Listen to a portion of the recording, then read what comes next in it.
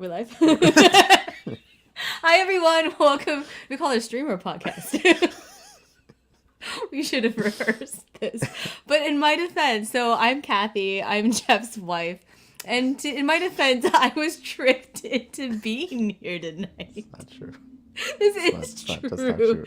Jeff's like, I'm doing a podcast. And I was like, ooh, or was it a stream? I want to do it. He's like, okay. He didn't tell me what it was about. I assumed it was his language podcast. Yeah, so I have my English teaching business where I stream very regularly too as well. And she thought she was diving into that, although I never said that. It was, you omitted it on purpose. I never had the chance. Kathy just said she wanted to be on it. I was like, oh, wow, great.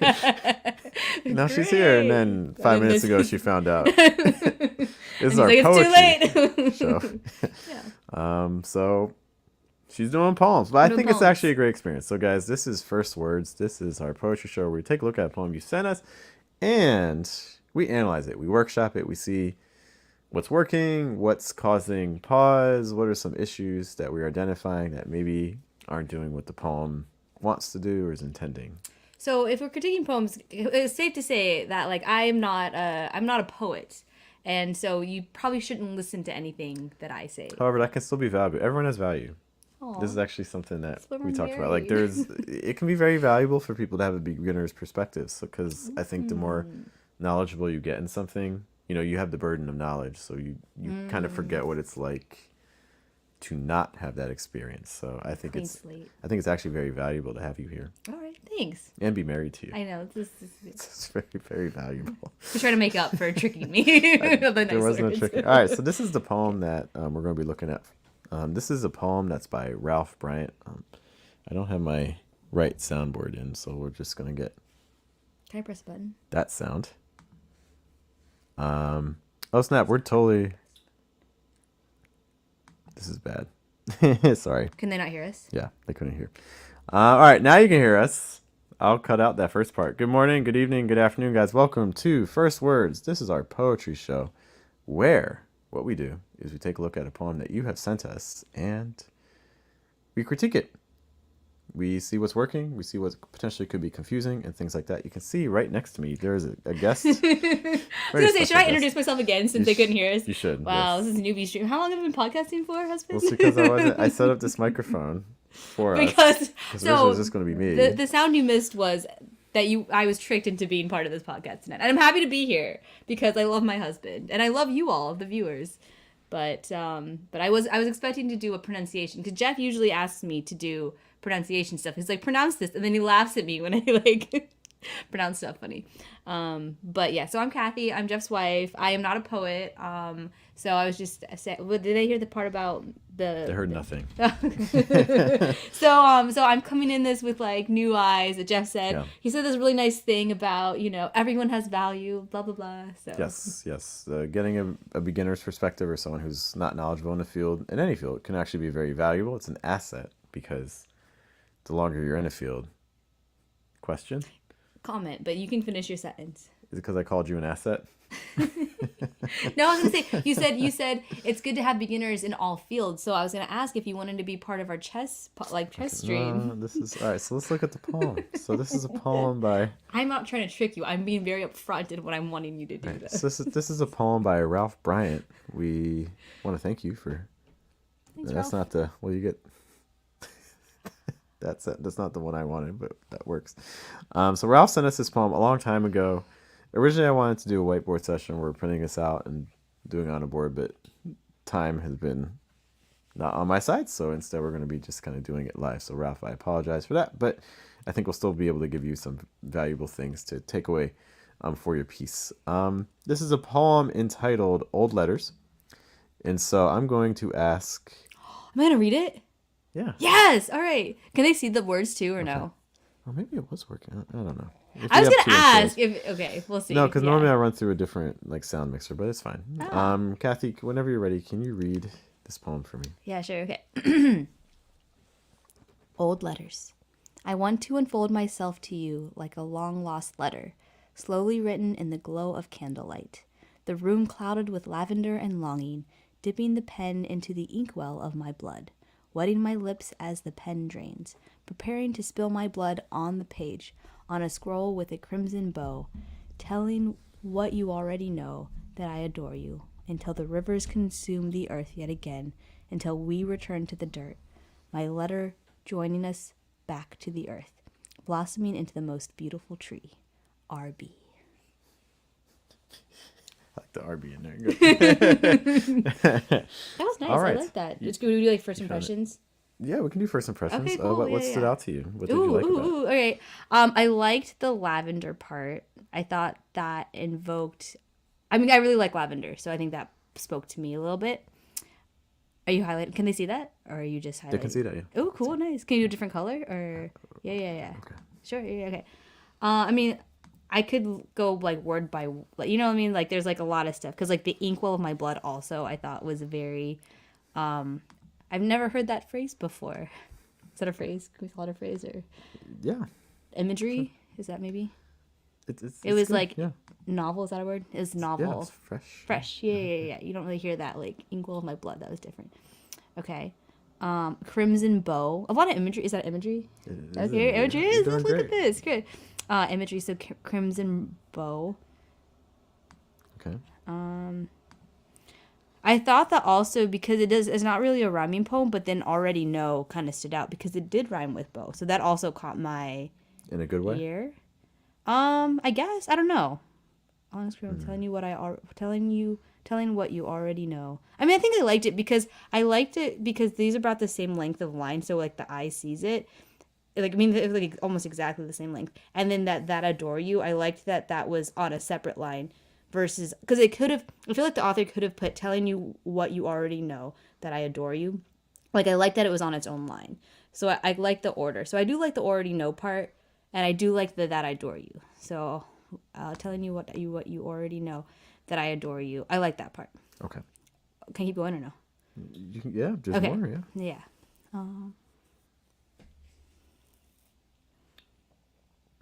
I mean, I don't know the highlighting part, but like I like the part about the like it goes earth and then dirt and then earth and then the blossoming into the tree. I thought that was because like the first like the middle part like talks about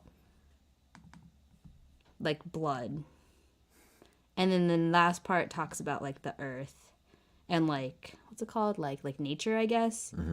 And then the letter part, I didn't realize the letter part. Because it starts from like, it's like at the very start and then the very end. But the whole thing is about the letter. So it's like all the letters like mentioned and then it's like about the letter and then everything's like kind of tied into this letter and then it like kind of ends with that. Also do blossoming and also do tree. Noted. Okay. Okay, those are my thoughts. Great. Thanks. Are you going to go over yours now, first impressions too? Or different parts? Yeah. Okay. So maybe I might start with the title. So old letters. When you hear old letters, what do you think of? Is that to me or is that what's that called? Like Let's have you kind of act as like the general person. What's that word though? Where like rhetorical? Yeah. Rhetorical question. Yeah. Okay. When I say old letters. When you hear old letters, what do you think of? I think of like not just a letter that is old, but like written in olden days. So like with like fancy cursive. Yeah. Candlelight. Ink. Like a lamp like with a fire, a gas lamp, I guess, and then a chest, like they're like kept in this chest. Okay. Yeah. I see. And kind of like on like that paper. What do you think is the topic of the letter? When you hear old letters. Oh, love. Yeah, that's what I was thinking too. Yeah. Like it feels like love letters to me. Because it could be like friendship, but you know, like I feel like a lot of times you keep the old letters from like your old lovers or sweethearts. Don't keep the platonic ones as much. Yeah.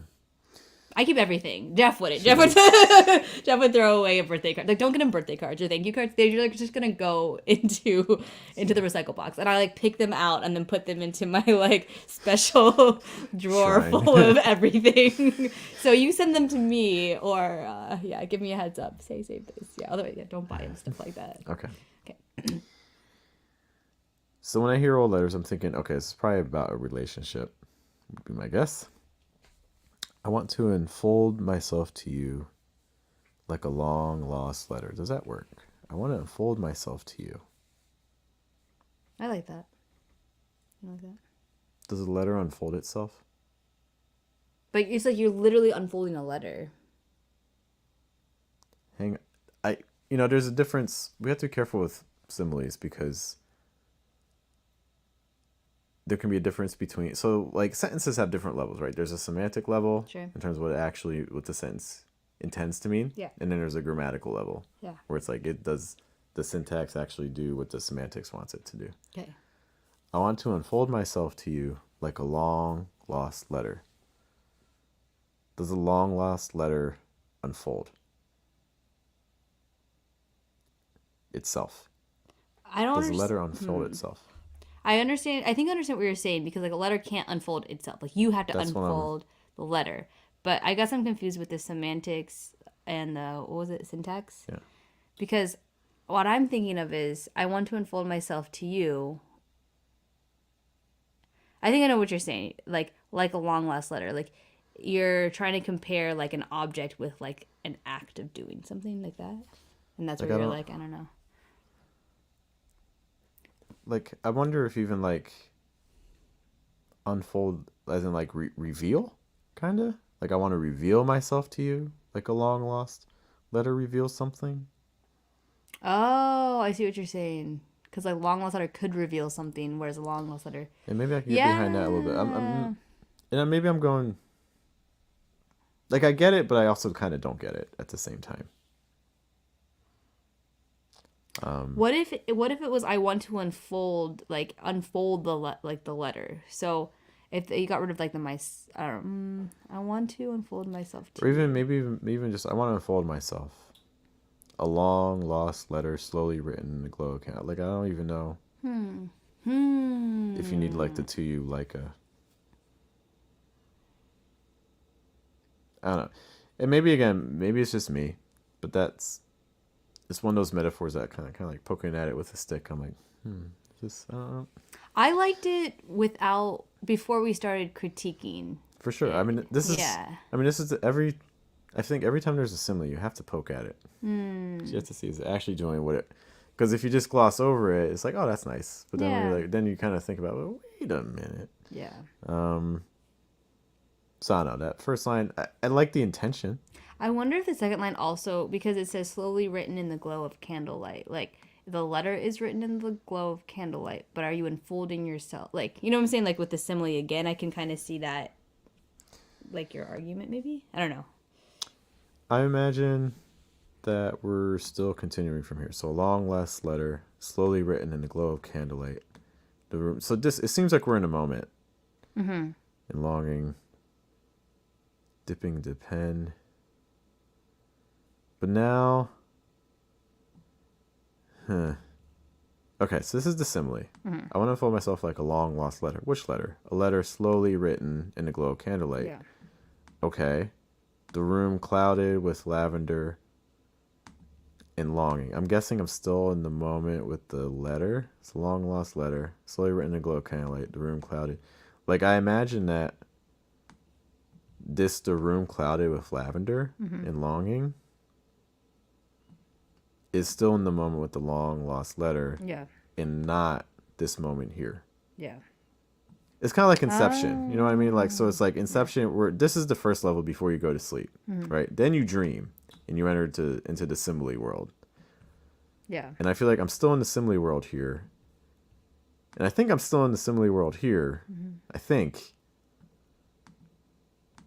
Maybe through longing. But now I'm getting lost deeper because it sounds like we're going a little bit into another dream world. Because a long lost letter can't dip a pen into the inkwell of my blood. The letter can't do that. You know what I mean? But the way this dipping is... Yeah. So it's like, I wonder if we're kind of too deep into the simile is extending itself a little too far. And I'm wondering if a break would have been helpful through here. Because the logic, I don't know if it's tracking. even if it was like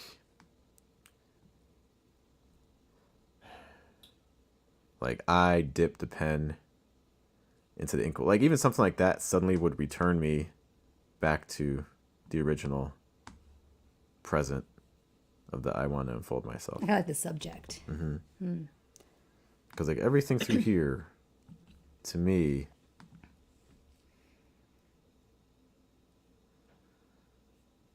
pretty much right now, it seems like the entire poem is actually in this state of dissimile. Yeah. Like this is one moment, and this is the present. This is real. I want to unfold myself to you. This is the real moment, and everything else is a dissimile world. Mm-hmm. Do you see what I'm saying? Does that make sense? I wonder the last part too, because like, but at the end it says, "My letter joining us back to the earth, blossoming into the most beautiful tree." Do you think it's like taking you out of like the third dream world back to the second? You know, because it definitely Maybe. Yeah. But that's also interesting too, because I want to unfold myself to you like a long lost letter. It doesn't mean that I'm necessarily the letter. Mm-hmm. It means I want to unfold myself like the letter. Mm-hmm. Right? And then my letter joining us.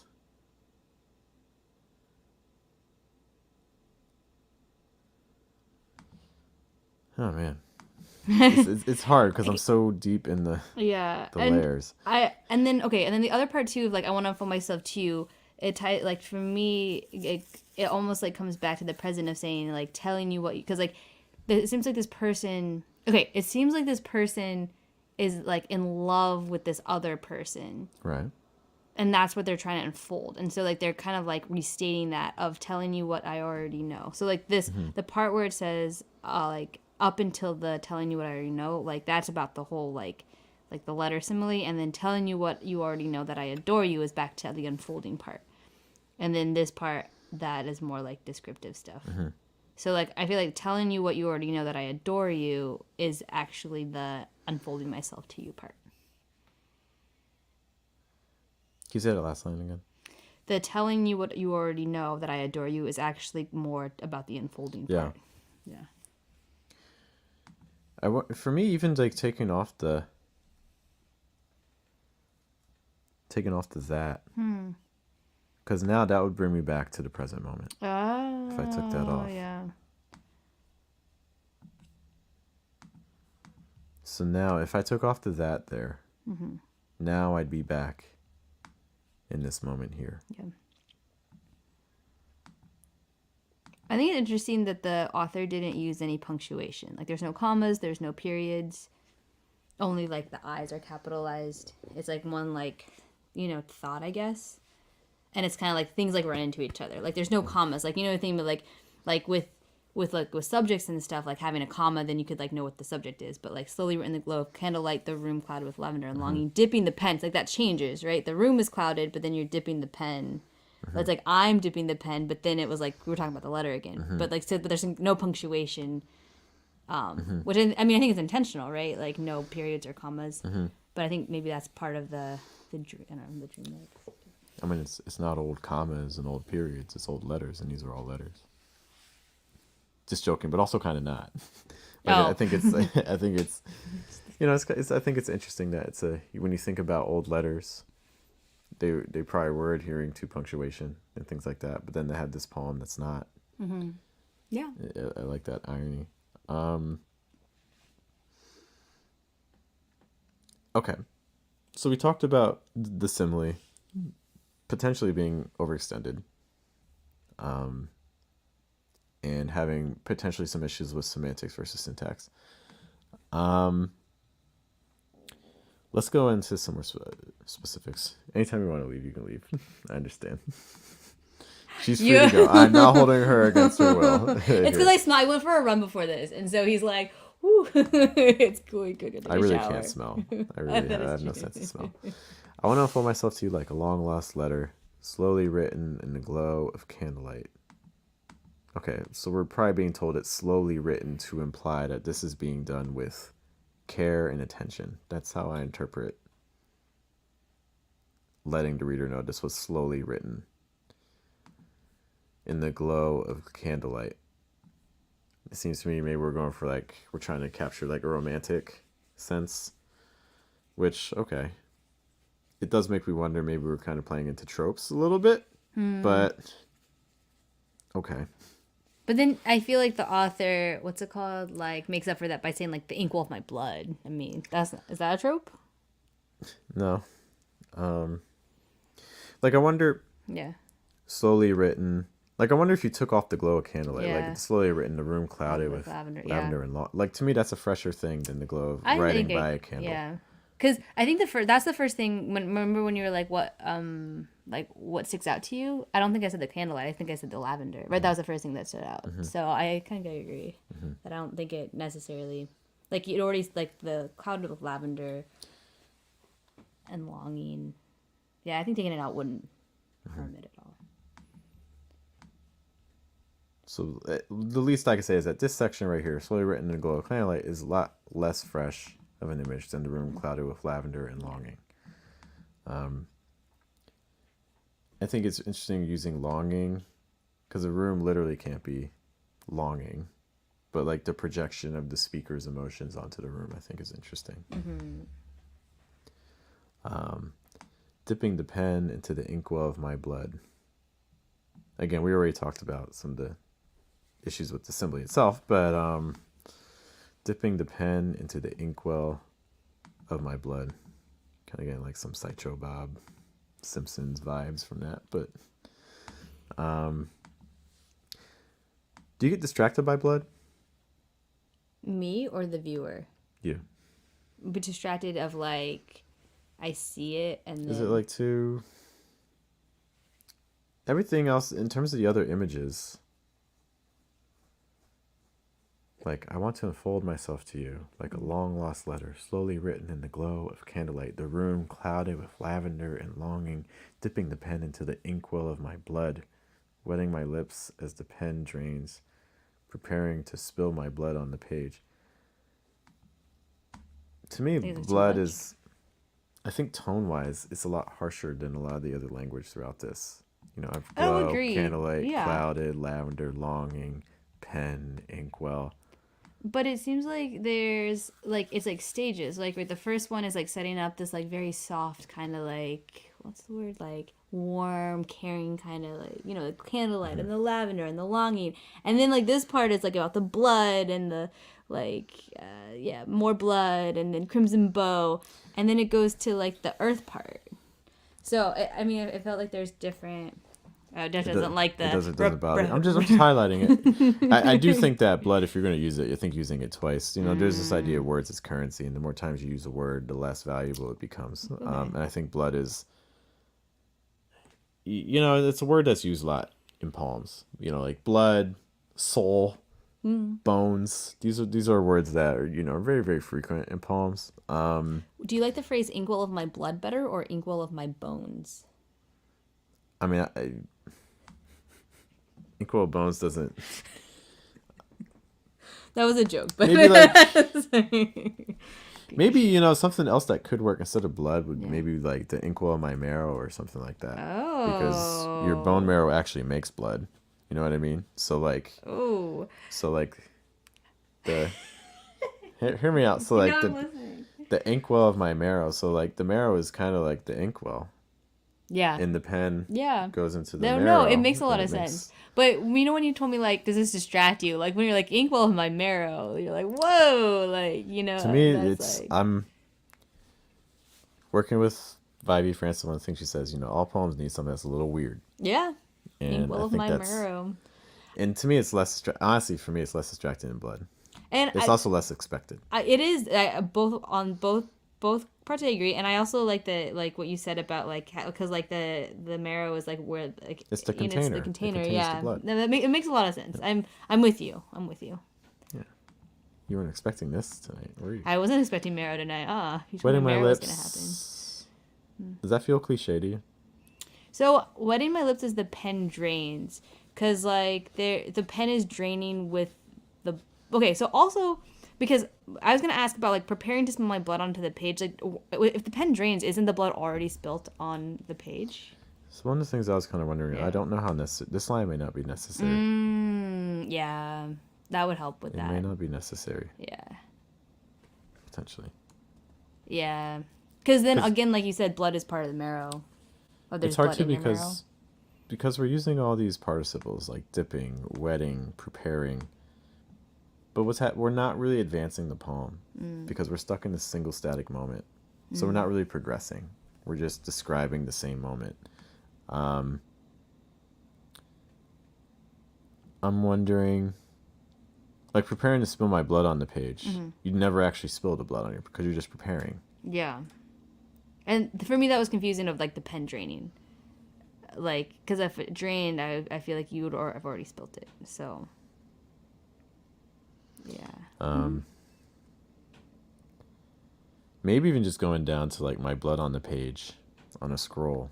Wait, is it a page or a scroll? Oh. Wait, is there a difference? Isn't like the scroll has a page to it? Why didn't it just say then on a page with a crimson bow or on a scroll with a crimson bow? On the page on a scroll with a crimson... Wait, what? On a page on a scroll. So just get rid of the on the page. I don't know. Preparing to spill my blood on a scroll with a crimson... And is a crimson bow the pen? No, I think it's just a bow that's red. That's how I interpret it. I'm just going literal. Oh, the scroll has a bow to it. Yeah. Oh, I was thinking of bow as like an instrument that you write with. You know, it's playing on this idea of, you think of like an old timey letter, you know, with the ink feather written by the candle. You finish writing it, maybe put that little stamp on it. You know, you tie it with a little bow. Like it's. But okay, yeah, keep going. Finish. I'm worried how much this is kind of playing on concepts that are a little bit too expected. I wouldn't say there's not anything new necessarily here. We kind of got there a bit with the room cloud of lavender and longing. Okay.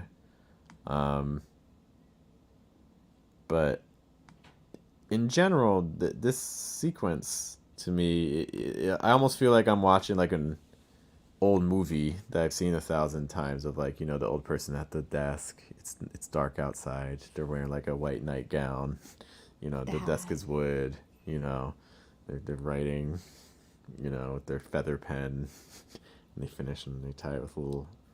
Well, I was actually gonna say because I think more of the one with the seal, like with the stamp. There's no bows to that. You just put like that one doesn't have like that's different. Like the scroll is completely different, and so that's why I was thinking it might be out of place with a scroll. You know, like the scroll with the bow that doesn't. You know what I mean? I think like, we had to make a choice. Yeah, I would get rid of the scroll part because when you think about letters, you don't unless you're trying. So. Make it. Yeah. Yeah. So like dipping the pen into the inkwell of my marrow.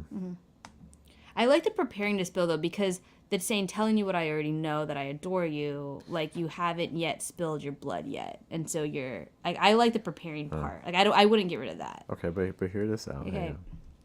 Just hear it. Hear it. Just hear it. Hear it. Dipping the pen into the inkwell of my marrow, my blood on the page, telling what you already know. I adore you. But I like the preparing No, because... I'm trying to tell you I adore you. All right, sorry. Here's some marrow. But see, I like preparing because it says I want to unfold myself to you, meaning they haven't yet unfolded themselves to this person. But the long lost letter is already written. But it's like a long lost letter. It's not a long lost letter. But this is all describing the letter it's already written. But they haven't written it yet. It's like a long lost letter they haven't yet written. No, it is written in look, long lost letter slowly written. No, it's being written. No, it's written. It's like a long lost letter slowly written. Like part of it's written. It's written in the mind. It's not actually written. It's like a long lost letter slowly written in the glow of candlelight. But it's not their letter. It's like the letter. Like it's like somebody else's letter, or it's like a letter that you're thinking. Right. Yeah. But then you're saying that this preparing was my letter. Okay. This letter's already written. All right. Okay. In my opinion, the way I view this is the letter's already written. I want to be like that letter that's already written. So then the telling you what you already know should be yellow. No, so that's why I would say remove the preparing No, to I spill. know, but that telling you what you already know should also be yellow. No, because it's describing the letter's already written. Okay, I'll walk you through it. So the letter's already written Okay. eventually. Let me just read it one more time. Okay. Like the longest letter, so let you remember the glow counter. But see, okay, I'm gonna argue though Okay. that the dipping the pen, like they're in the act of dipping the pen. It doesn't say dipped the pen, like dipped my pen into the ink with my marrow. The letter's not necessarily finished, but parts of this letter are already written. But maybe it was just like, hello, this is I hope you're doing well, and they haven't gotten into this preparing to spill my blood part. Like they haven't gotten there yet. Like it's like the anticipation of them preparing to spill their I mean, blood. is that possible? Yeah, sure, but it's also possible that the only thing that's missing is signing their name at the end of it. Yeah, we don't know. So that's why I would keep preparing to spill. Jeff would take it out. No, I would take it out. Yeah. Dipping the pen in the inkwell of my marrow, my blood on the page. I think that also pairs it moves me faster. Like if it looks like, hang on. Okay. So if I do this, Yeah. and let's imagine I take this out, Okay. I'm now linking the marrow and the blood faster. Mm-hmm. Dipping the pen into the inkwell of my marrow, my blood on the page. The connection there is faster because I'm drawing the link between my marrow and my blood a lot sooner. Whereas if I stick with the original, look at all this distance. Well, I would get rid of the wetting my lips part. I would get rid of that part. That I agree. Like I don't think that line needs to be there. But I like the part, like I like the spill, because like you're missing the spill my blood. It's like, when you like want to tell someone you love them, you're like spilling your soul, like your soul to this person, or like you're like telling them something. And so I like the preparing to spill. Okay. Because I think the wetting my lips part I would get rid of, but then preparing to spill Right. my blood on the page. Okay. Can we agree to disagree? That's fine. Okay. My blood on, and then it will go like my blood on the page, telling you What you already know. what you already know. I would even consider doing a line break there. What you already know. Is it telling you what you already know or telling what you already know? I think it's telling, because at first I thought it was telling you what you already know, but I think it's telling what you already know. Telling. Yeah. All right, my blood on the page, telling what you already know. No, I like it this way better. You already know, Yeah. and then I adore you. I adore you. No, I like the way original, because my book telling what you already know. I see the. I mean, again, I'm like a novice poet. I like the original better, but like he's more. But you see what I'm doing. I do. Okay. I just don't like Okay. it as But much. you just- okay, Telling, that's yeah, fine. as That's a fine. newbie, yeah. Okay. Because this, yeah. I mean, yeah. I don't know. It's like finally, like that's like the what's it called? Like the peak when you're like reading a story, like the climax. Like that's like the the crescendo. Like that's like the part. Like I adore you. I think it like deserves its own line. Okay. But Jeff likes the artistic. Like I don't. let's be edgy. The eye test. I don't. It stands out. No other lines that short. Yeah. No lines that short. Oh, Close we to got it. rid of the scroll with the bow. The rhyming left. So. Yeah, so I italicized. Yeah, I thought the rhyme was a little distracting, personally. Doesn't do. Yeah. Nowhere else does appear. So then we get this final sequence. I adore you until the rivers consume the earth, yet again until we return to the dirt. My letter joining us back to the earth, dirt and earth. And again, a little bit rhymey. Blossoming into the most beautiful tree. What if we just got rid of that second to last line? Until we return to the dirt, blossoming into the most beautiful tree. Like, do you think the second to last line adds more to the poem? I mean, it ties in the letter again. It does have another. I think you need the letter.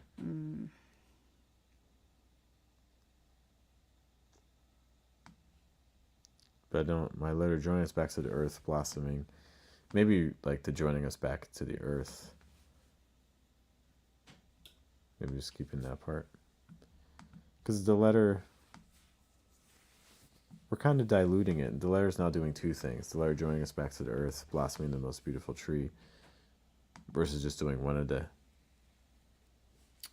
It's too Or much, even like joining us back to the earth as it blossoms into the most beautiful tree. Another thing too is that, with tree, you have an opportunity for a real fresh language choice here. There's so much.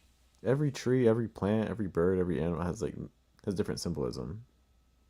So I wonder if there's a tree that we could use that would kind of symbolize the tension that is going on in the poem.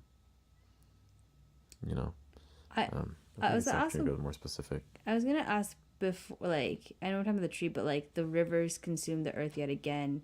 Like, do you think that's coming? Like, what rivers? Like, what? I mean, it's kind of getting into like the kind of this biblical kind of sense. Okay.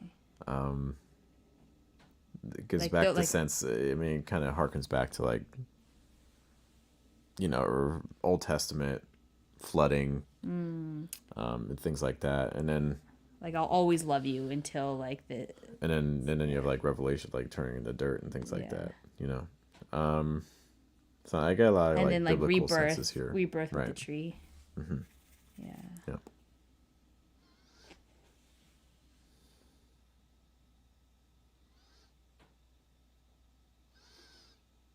And then my letter joining us back to the earth. Again, the images here I think are just, they're a little bit expected again. It's got that kind of like dust to dust, like ashes to ashes kind of thing going on. I'm wondering if there's ways to convey some of these points fresher in a way that I haven't heard before. Because to me it feels a little bit expected.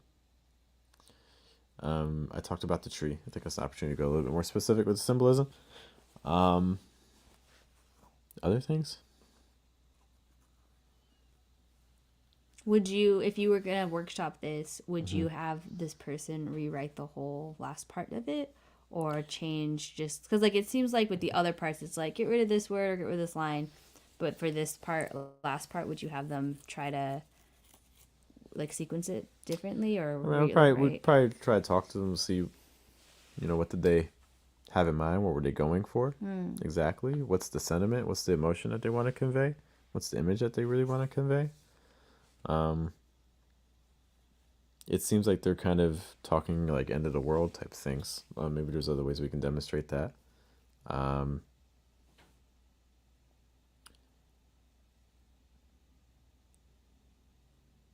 And then the specific type of tree. I like the idea of the specific type of tree though, of like symbolism. That's nice. I'm not entirely sure what it means. Like my letter joining us back to the earth. I don't entirely know what that means. Yeah. That's why I was like, I wonder if we can get rid of that line. Like, I know, like, return to the earth, blossoming to the most beautiful. But having the letter somewhere in the last, like. I think I'm okay with the letter being there, but I don't know about the action. Yeah. Going back to I want to unfold myself to you, so I'm not. If I want to do it, I'm not doing it. Why am I not doing it? Versus I unfold myself to you. Yeah. Versus I want to unfold myself to you. That's a really good point too. Yeah. Yeah. If you make that a present tense thing, then suddenly it becomes not just between like the speaker and this you, but also the you becomes the reader. Mm-hmm. You have the poet, you have the speaker that's doing this progression with the actual person reading the poem. I was wondering too, because unfolding is tied to the letter. Like you can unfold a letter, but like what about unfolding something symbolic that's about rebirth that's also unfolds? Because like a tree grows up, a tree doesn't. But there's got to be something that unfolds or like a blossoming kind of thing. Yeah. Yeah, like more like a flower. Like a flower unfolds a petal versus like a tree.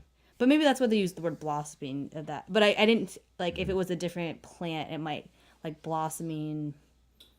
Thinking more of the unfolding versus a tree. But like I can like thinking about it now. It like makes sense, but it didn't connect right away. Yeah. All right. So we just finished poetry retreat. So I've been doing this for 3 days now, and I'm very tired.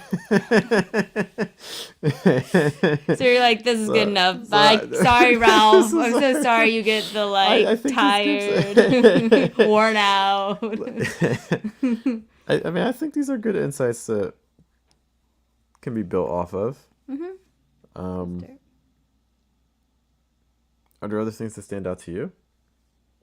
No, I think again, like what we just talked about is probably like the last part of thinking about a way to connect, like thinking about how to join the letter in with how to incorporate the letter in a different way, and then also about the blossoming or unfolding, like what kind of flower unfolds or tree, like I don't know, like incorporating the unfolding a little bit more, and then like at least a tree, but using like a more specific type of plant or.